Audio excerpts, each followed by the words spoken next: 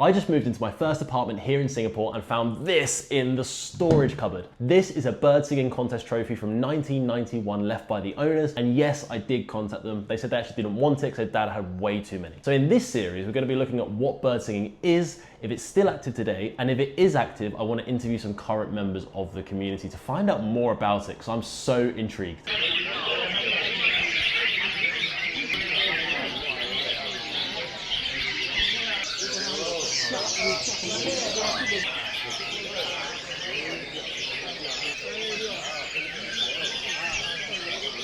So don't worry folks, I did my research on Google Sensei before coming out, and Google Sensei told me that the origins of bird singing here in Singapore come from the Chinese and Malay immigrants.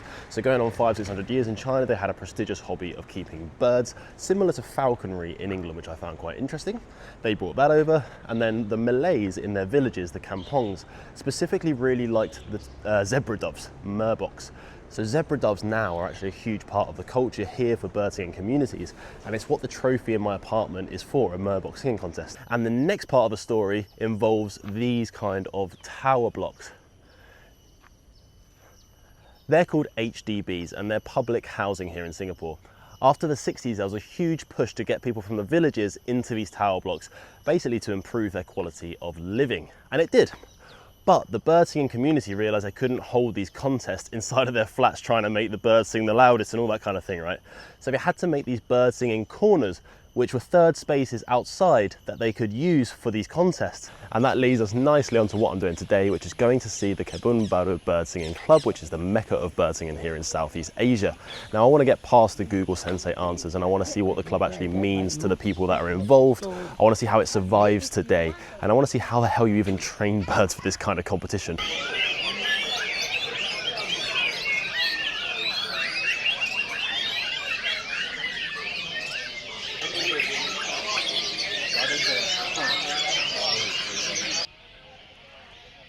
So the birds you can see on these poles are zebra doves.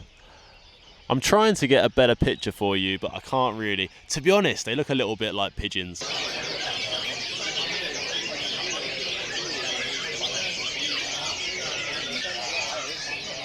Just met a guy called George. He didn't want to be on camera, so he's not here with me.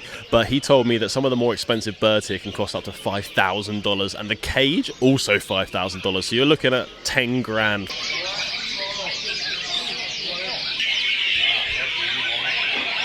These birds behind me are the red-whiskered bulbuls, or the jumbles. They have a distinctive red patch beneath their eye, although I don't know if you're going to see it. I don't want to get too close, I don't want to startle them. But the jump up and down is something they're actually judged on. My mate George told me that these ones are the end of the most expensive, called Chinese thrushes. They're currently in a competition, so I can't get too close. And then we move into the white-rumped shamas, the oriental white-eye. Now, I don't really like saying that one, it sounds like a slur. Before we get into the red-whiskered bulbuls, and then the zebra doves at the very end. So it kind of goes from most to least expensive down there. Bird keeping, it's something that you need discipline, right? You have to shower them, give them fresh foods, and also like the bird food, like what kind of bird food, because there's a lot of kind of brands, right? But what will suit the bird, that's very important. So how do you get them to sing better? By coming here in the this arena, it's called arena. So everybody will hang the same bird here, and then that's where we will determine whether, okay, this bird can't sing, what do I need, right? What do the bird need? Is that like changing of bird food or changing of like the fruits, these kind of things, yeah. Over there I can see all the hooks. Yeah. What are the tall hooks for? Which one? The ones in the field? Oh, okay. That's like it's a very traditional bird. It's called merbo in Singapore. It's like a dove, right? And they hang separately. And why is it high? Is because they can't be too near, because then the bird won't sing. Different kind of bird category, different kind of style they play. Right. Yeah. So when you take them to these competitions, what are they measuring for? Is it the pitch of the singing, the clarity, all of it? Yeah, so for this particular in front of us, it's more like loudness and like how they stand, their posture and all this kind of things. So the judges will determine whether this bird is a healthy bird, whether is he singing well, is it like a eye-catching kind of bird, or is just like a normal bird singing only. How would you describe the state of affairs today for the bird singing community? Is it quite an old skewed hobby, or are there lots of new people coming through like yourself? Yeah, I would say this is an old school kind of hobby, right? I got influenced by my parents, my dad especially. He has been keeping parrots, all kinds of animals, right? And that's where I pick up this sport, right? It's not really a sport, but it's a hobby, right? So it's like a every weekend kind of thing for me right now. I would see it as like a community, right? Everybody comes together. That's already a community.